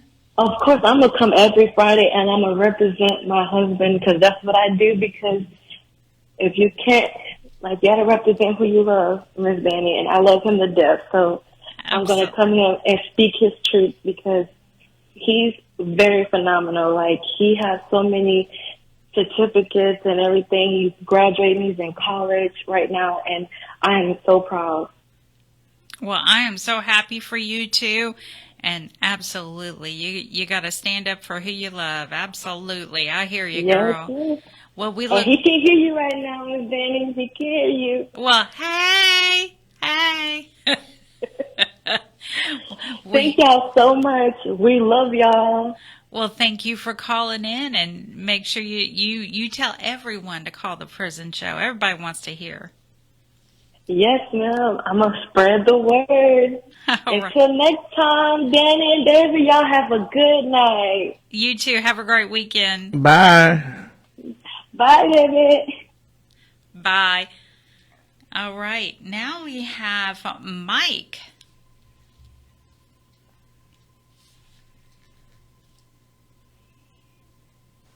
Maybe not. Hello, this is Mysterious Mike doing his shout-outs for the prison show. Here's the shout-outs. The guys at Texas, Guy Alexander, Jamie Cuppett, Stephen Russell, Stephen McGee. Shout-out for Philip Perez, Lucy and Michelle. Want me to do a shout-out for Paul. Shout-out for Jovan, Matt, Thomas, Edward Rees, Adam Wilkerson. Shout-out for Keith Money. Tasha wants me to do a shout-out for Payday. Shout-out for Haas, Aaron Vasquez. Shout-out for Curtis Robertson. Shout-out for Blaine Milam. Shout-out for Bill R. Sims. Shout-out for Raymond Lee Cart. Special shout-out for Clarence Lee Bowman. Hopefully you're doing much better. You can continue to write to Mysterious Mike in care of David Collingsworth. And happy All Saints Day today, and happy All Souls Day tomorrow. And now back to the prison show. Now, I guess we need to remind everyone the address to write to the prison show. It's 226 Chipmunk Trail, and that is in Shepherd, America, 77371. We got a letter this week, and I played a song for him. You did? Yeah, the opening song. Oh, Well, wasn't that nice of you, David? He loves it so much. He loves that song. Yeah, I think I know who you're talking about, and he adores that song. Yep. So we'll play it again at the end of the night. And I'm so happy that we can do that for him. We aim to please. Absolutely, we aim to please, and we've been pleasing a lot. Let me tell you. Oh my Lord! All right. Who do we have? Lydia on the phone. Hey, Lydia. Hi, honey. How are you? Doing good. How are you? I'm doing good on this beautiful night. It's a beautiful night here in the valley. It's nice and cool. It's cooled down some. Yeah. Yeah, But I'm it's just been trying so to give- hot lately. Yes, it's still hot, but in the evening it does get it gets cooler at night now. And I just want to give a shout out to my son to tell him I love him and I miss him, and that we'll talk tomorrow. And want to give my shout out to the guys, to William Spear, to Rudy, to Juan, Eric Blaine, to Ruben, Anabel, Roderick, Moises, Mark, and I know I'm forgetting somebody, but you all know who you are and that you're thought of and in our prayers, okay? Just keep strong in the Lord and know that He loves you. Okay? And thank you all for your thoughts and prayers and for the messages you send me. They are appreciated. Okay? And Robert. I'm forgetting Robert. Robert Robertson. Yeah. And I want to thank everybody at the prison show for their time and all they do for us. Okay? Y'all have a good night, Danny. You too, Miss Lydia. It was Gloria. great hearing from you. Gloria. And it was really good to see you. What was it? It's been already like 2 weeks, no? 2 weeks? Yeah, it's been Since we about 2 saw- weeks. since we Yeah. Yeah, days go by so fast. Absolutely, Yeah, they do. It was really good to see you and Linda. I didn't expect to see Linda, but it was good to see you all. Yeah, it was great Everyone. to see you. You and your family. It was awesome. Yes. Okay. Good night, Danny. Good night. Good night. Have a great weekend. Thank you. Bye. Bye-bye. Okay, now we have Patty. Hey, Patty. Yeah, Patty here. This one's for Humberto Garza at Untitled Unit. Mijito, we're doing good here. I just heard your mom, and yes, it was great to see everyone at over there at the rally. Mijito, they said we were going to walk half a mile. It was more than that. I think I was stepping on my tongue. Yeah, Migo, I should, man. When we were coming back already, I was like, oh, are we almost there? Anyway, it was worth every, doesn't matter, mijito. We're going to be there all the time. And vas a ver soon, mijito, there will be no more. We're fighting for this, and we're going to get it. Mm-hmm. Yes, we are. Anyway, tomorrow your Tia Grace is having a diaper party. I don't know what that is, but anyway, it's boys and girls, so no baby shower for Dante. Anyway, we're all doing good, mijo. Ginny was playing solitaire with Alyssa and muchachito Cisco. And everybody's doing good. They opened the drive-in in McAllen, mijo, on Old 83.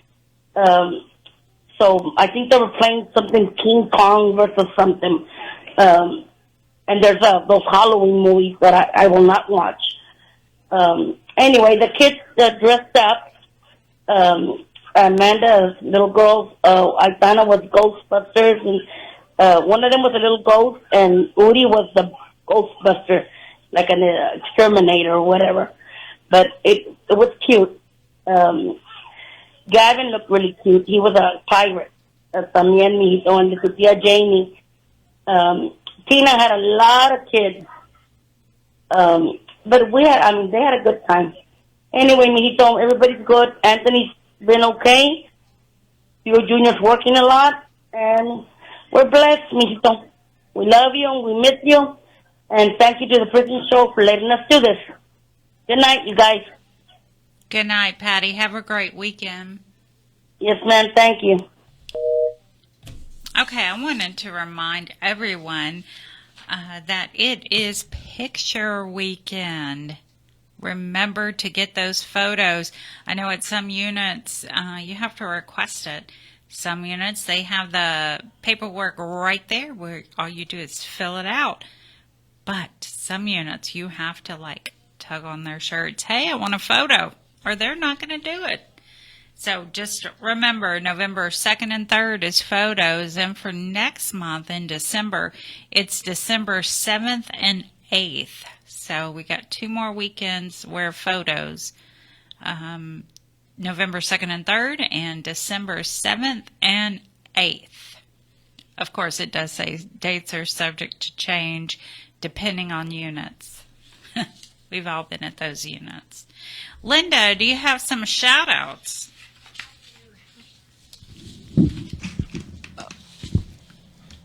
Okay.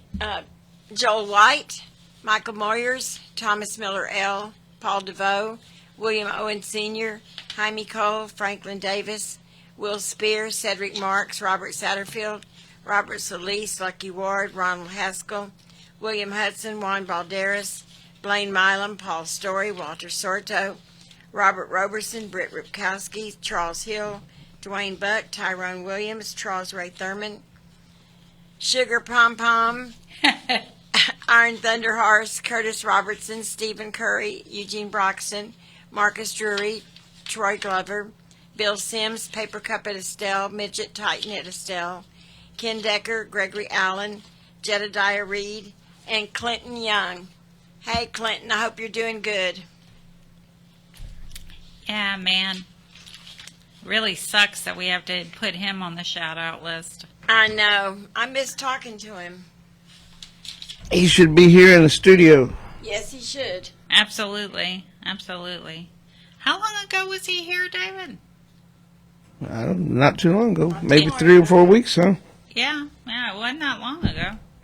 Yep. I'm glad he made a trip up anyway. He knew that court case was coming up. Yeah, he did. He did. He said so that night. Yeah. Yeah. Yeah, I mean, it says a lot about his character. He went on up in there and took care of his business. It does. It absolutely. And he knew it was coming up. He decided that he wanted to come up here and, talk to everyone who could, who listens to the prison show. Yep. I did get a security from him today. So that's a good thing. It sounds like he's keeping a positive attitude, so. Yeah, he's been having a positive attitude for, since he's been coming to the show. But, yeah, it sucks. Meryl's on the case. Yeah. All right, so my shout-outs, Farron, I was just explaining to Linda earlier this evening how you and my half-brother were very close friends.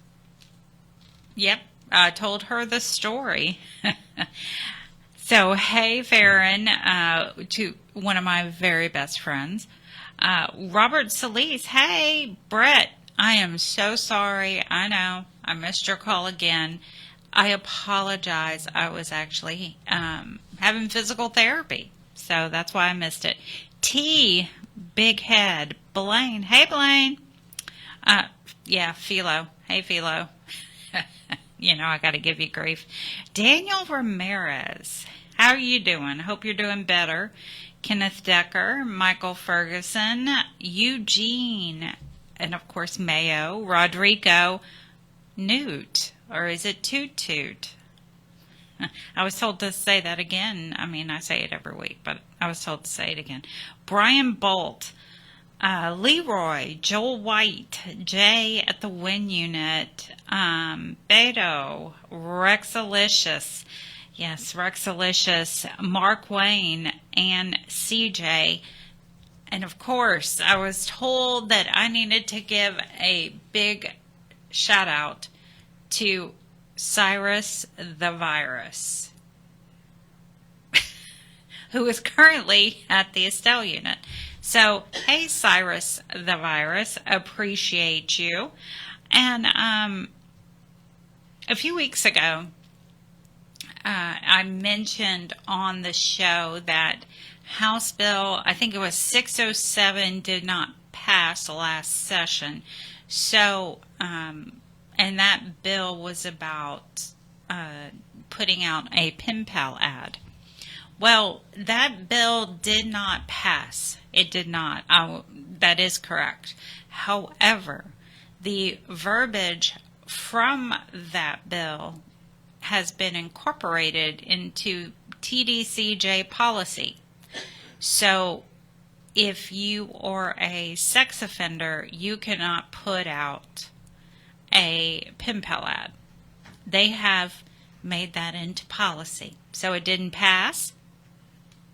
They made it into policy. I'm not really, I just found that out, so I haven't really done a lot of research. Mary Sue Molnar is the one that told me about it, and she said she was checking with the attorney to see how legal that was. I haven't heard back from her yet, but I am trying to get more information, but it does appear that it is now policy. So the mailroom that quoted the House bill was incorrect. She should have quoted TDCJ policy. That's what they should have done. But who am I? Who am I? So, David, do you want to pitch again? You want a curveball or a fastball? A fast one. Or make it a curve. Yeah. I like excitement. I don't know. Call 713-526-5738. Option number 1. That's a fastball. That's a fast one. Yep. Curve. You know, I always quote Ray because it's just the way to go. You don't have to pledge. I mean, we want you to listen to the show. We want you to tune in. We want you to make shout-outs. We want you to get out your pencil and paper and take notes. We're here for you. But at the same time, if you can hear our voice and if we've done anything for you, we are listener-sponsored radio.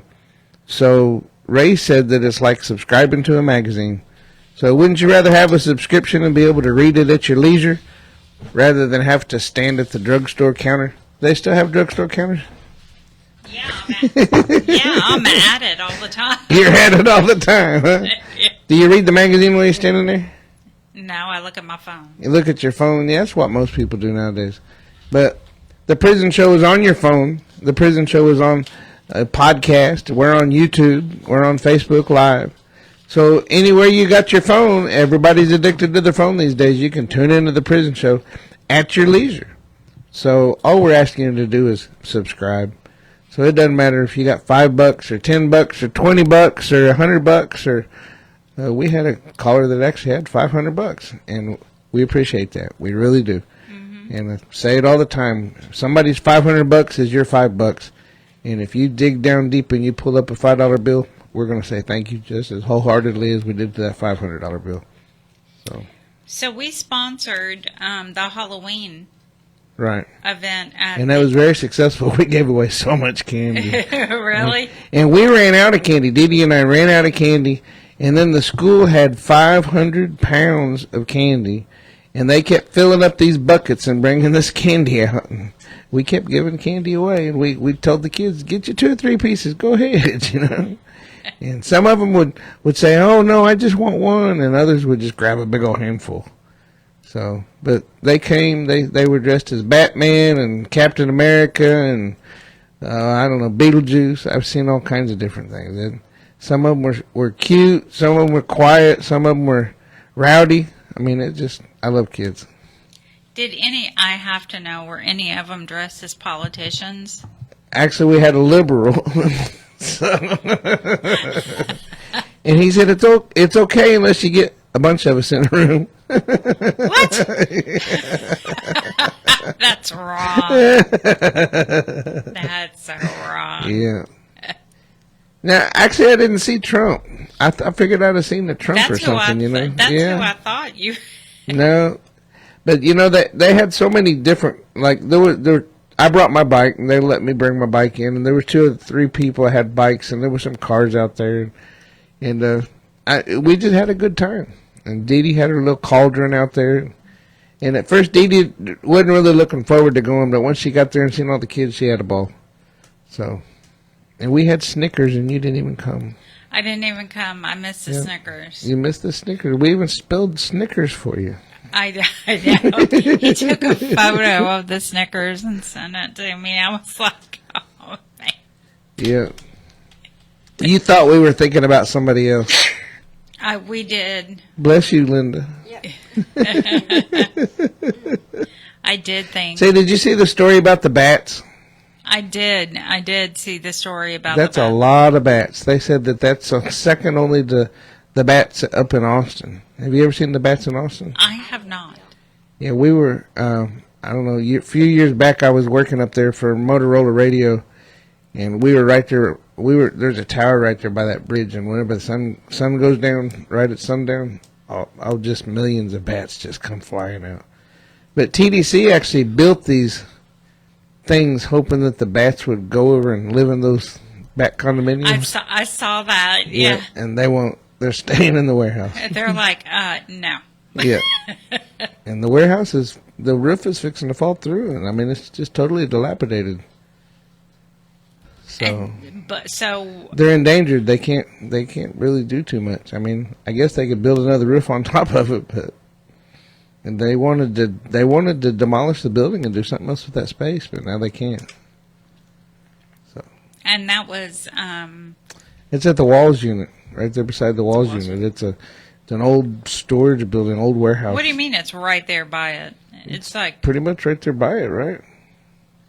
It's like around the corner from where you guys stand. I mean, you probably see it, right? Yeah, I hope not. It's down the road right there. Yeah. Okay, that freaks me out a little bit. I'm not gonna lie. I'll send you a map. I'm not. No, I am not. She'll be looking over her shoulder.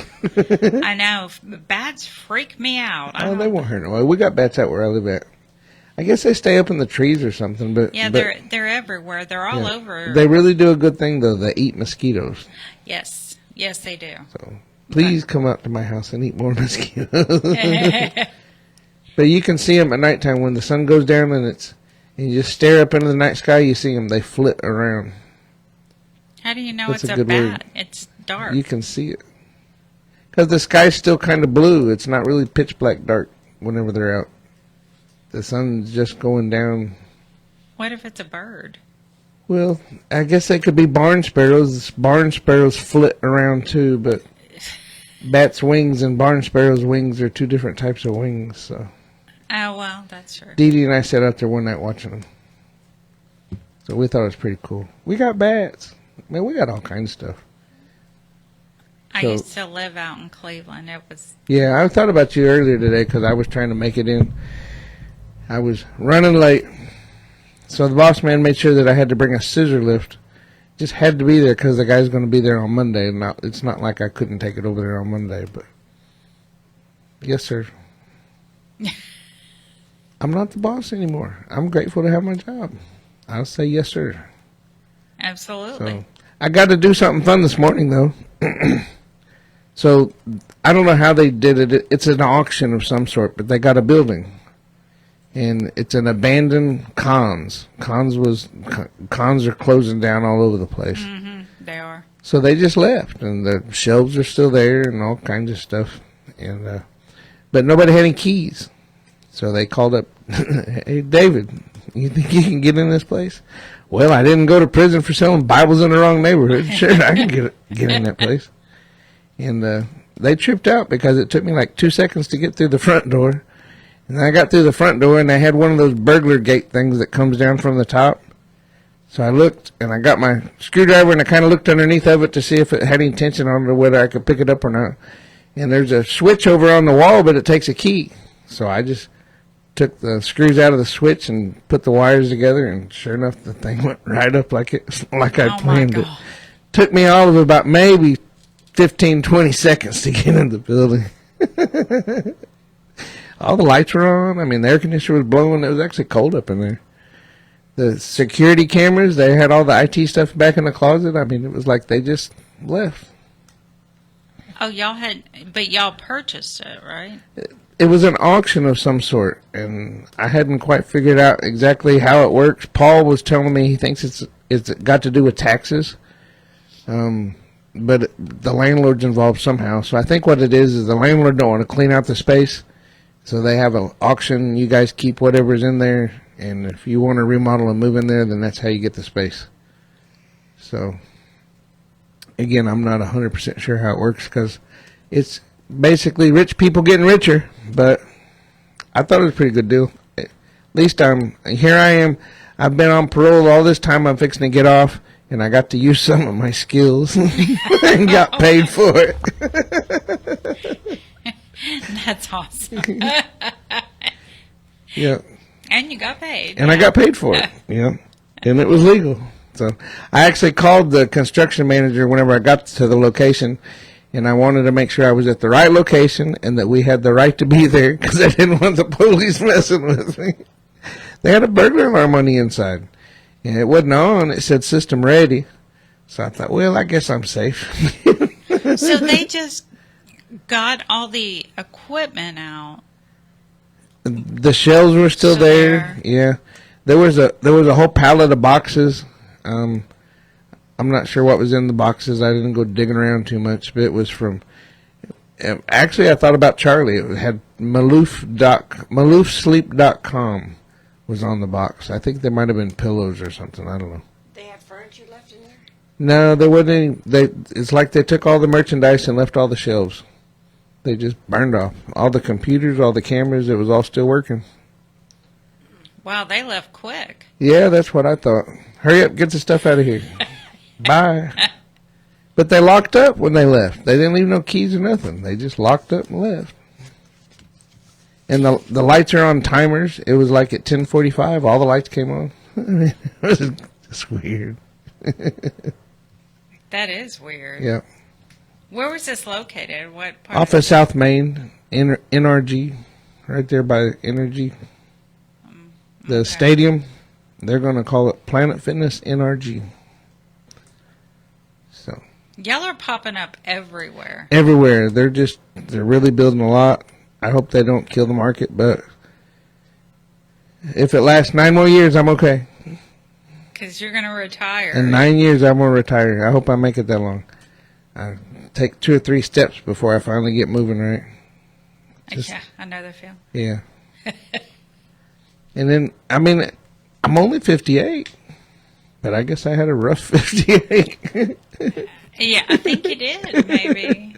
Didn't have nothing to do with that motorcycle going down the road about 80 miles an hour, did it? No, it had nothing to do with that. Your skin's still on the... Yeah. It grew back. Your DNA is on, what was it, 59? Highway 10 in Sealy, Texas. I left a little bit behind. Want some skin? Remember? Oh. You know what? One of my friends asked me, one of the incarcerated people asked me one time if I liked ham. What's that got to do with anything? You said skin. Oh, well. It's not. He didn't really mean ham, David. He meant skin? No, he never mind. Ham bone? Ham bone. Yeah, ham bone. Yeah. So he was trying to give you his ham bone? Okay.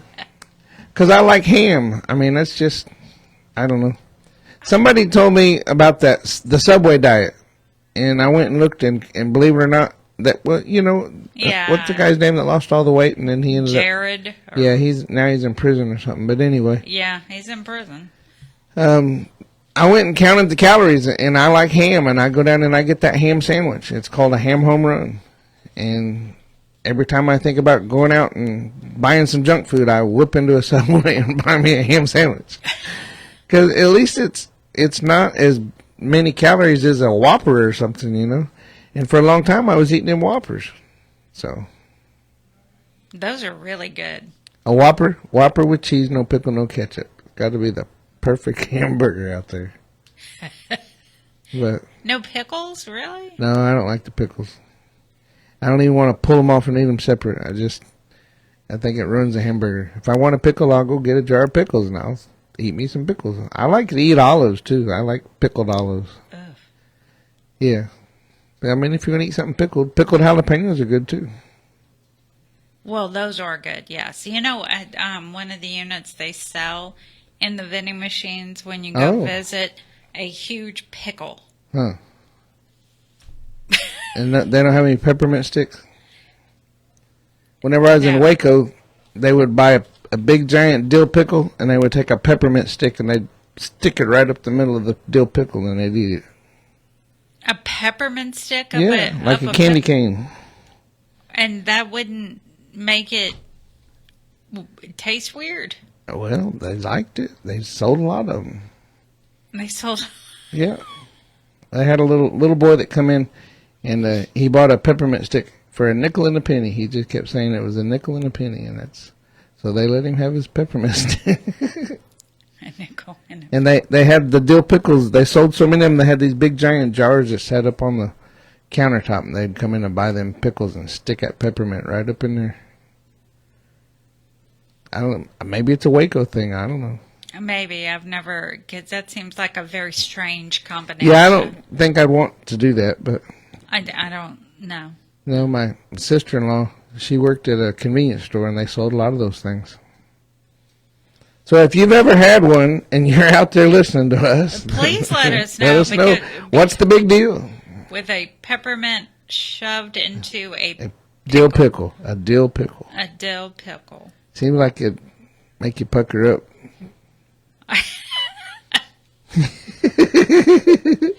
Oh my god. Yeah. My god. It's different. I ate a lot of peppermint sticks while I was down. I think that whatever y'all used to, with coffee and... Oh, they call them a purdy. And peppermint sticks and maybe some grape soda or something, some Jolly Ranchers, throw them all up in there. In the coffee? In the hot coffee. Yeah. The coffee's got to be hot enough to melt the Jolly Ranchers. Yeah. But I mean, a lot of us would go around with a peppermint stick in our pocket and we'd tap it and take a little piece off of it, and sometimes we'd share it with each other. Peppermint sticks are good. I mean, it's not like we had Tic Tacs. Well, this is true. Hey, brother, you want some peppermint? Oh, now I get it. Okay. Yeah. All right. It took me a second. Yeah. It took me a second. So you got any news? What's going on in the prison world? Well, I'm still hearing that tuberculosis is still going around, which is very worrisome. And so just be aware. Of course, there's not really nothing you can do. Because that's airborne, if I'm not mistaken. Yeah. And if you've ever seen the what are they called? The heat-treated room where somebody sneezes and it goes all over the place. And you can't get away from it. No, you can't. And there was, of course, I think we all enjoy the TDCJ troll. I do. But where was it? There's so many, treated like an animal, neighbors concerned after woman dies in Marlin prison. I think Marcy Marie was talking about that. I forgot And how. what the troll put it out there first. Yeah. I saw that. Yeah, it's very, and he even said, anytime TDCJ gets some, how they treat the incarcerated people, not only hiring people with questionable scruples, but, treating someone died, I think she had a heart attack and they didn't believe. Yeah, she was beating on the door trying to get out and get somebody's attention. Yeah. That happens a lot. It does happen a lot. I've heard about it. There was another unit, I think it might have been the troll that reported it, but they were talking about by the time the officers got there to get them out, that they were stiff. Mm-hmm. I mean, I seen it whenever I was on the Gib Lewis unit. A guy had passed away in the cell, and we had 2 or 3 counts before they discovered that the guy was passed away. And by the time they got him out, his arm was sticking up in the air like he had been asleep on his bunk with his arm up against the wall. And whenever they put him on the gurney to carry him out, they couldn't get his arm to go down, so they just left it up as they carried him out the door. That's sad that they're supposed to be. But on the other hand, I mean, I've been there whenever they make us get up for count in the middle of the night, and then you get 2 counts in the middle of the night, you don't get a good night's sleep, or they come up and they're yelling at you, and you got to give them your number. That's why Dee Dee says Collingsworth, and I'll say 540850 because I got to where I could say it and not wake up. Well, speaking of Gib Lewis, they had one of their officers where she was arrested on October 29th for prohibited substance in the unit. So. What kind of substance? They don't get specific with the substance, but she doesn't really look happy. Yeah, and they had a fentanyl death too, right? In the women's prison on the Lane Murray unit? Yes, they had a fentanyl death. Is fentanyl the big thing down there that everybody, I know that they're dying. K2s, really. Yeah, but it's not really K2. They're smoking Raid. They're smoking bug spray or their oven cleaner. They're getting it out of the kitchen. They'll smoke anything.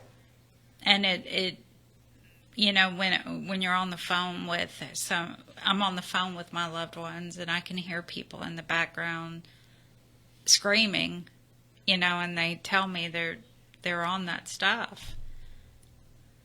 Well, we've had them write us and beg us to do something about it. And oh yeah. a lot of the guys want to quit, and they don't know how to quit because every time they go to quit, their cellie gets a doobie and sparks it up and shares it with them. And addiction is real. It is.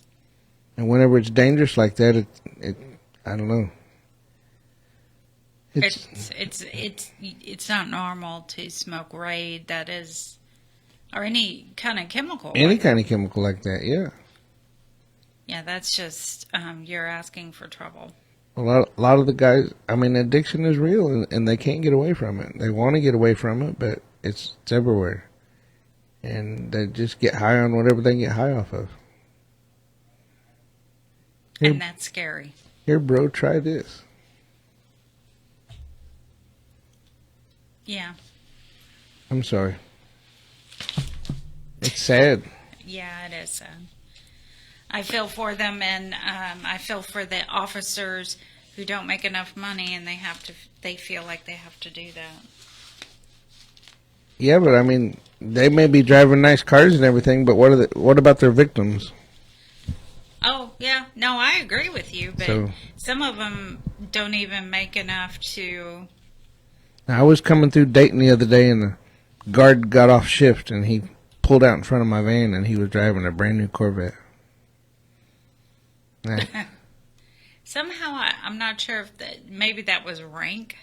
I mean, he looked like a CO to me. I kind of looked at his shirt. I wanted to see if he had any bars or what was going on. So, one of the guys I work with said, maybe he just works for a hobby. Yeah, right. Yeah, right.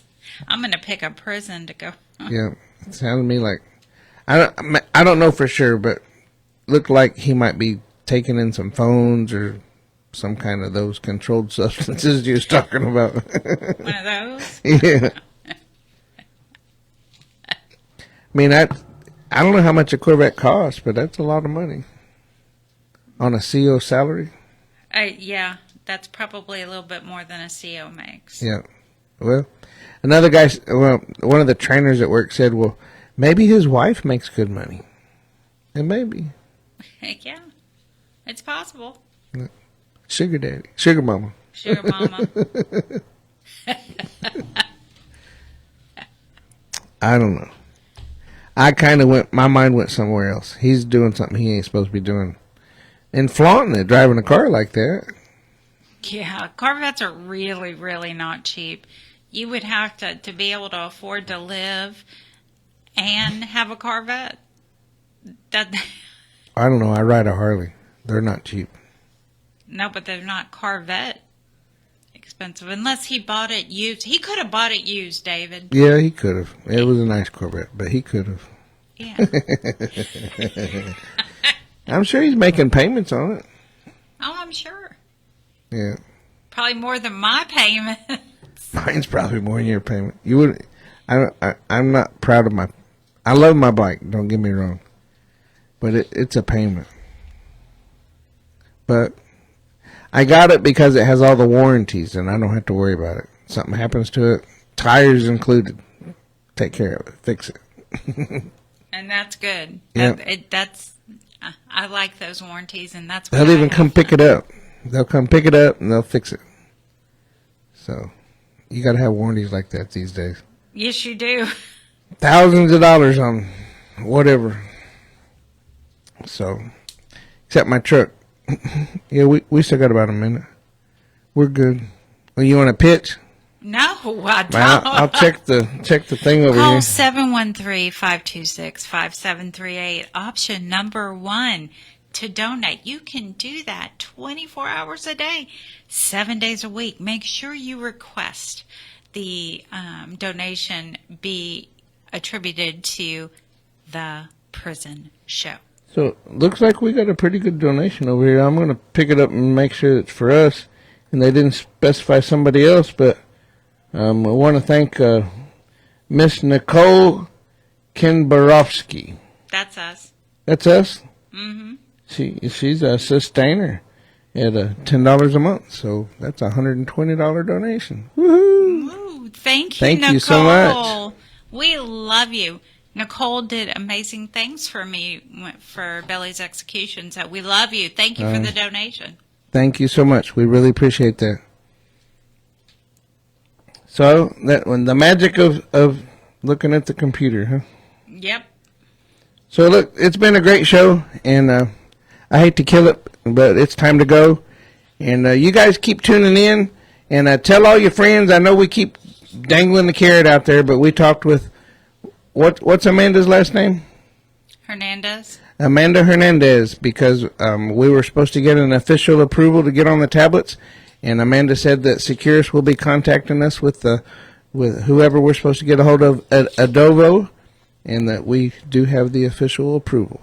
Woohoo! So I don't know how long it'll take, but we will be on the tablets. Yes. So, and we've been talking with Adovo also.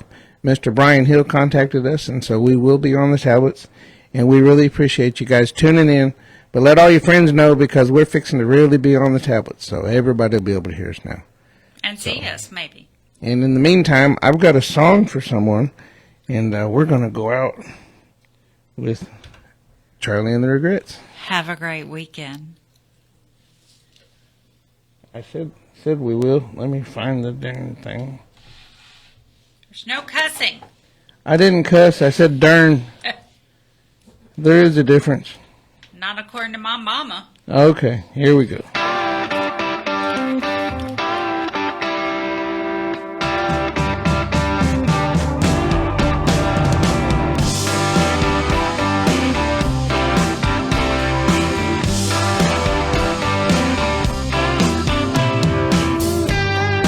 Daddy, I'm coming to see you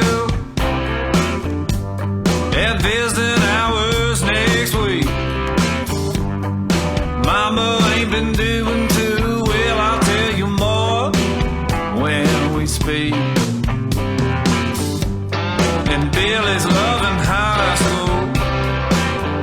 He's out there blocking posts.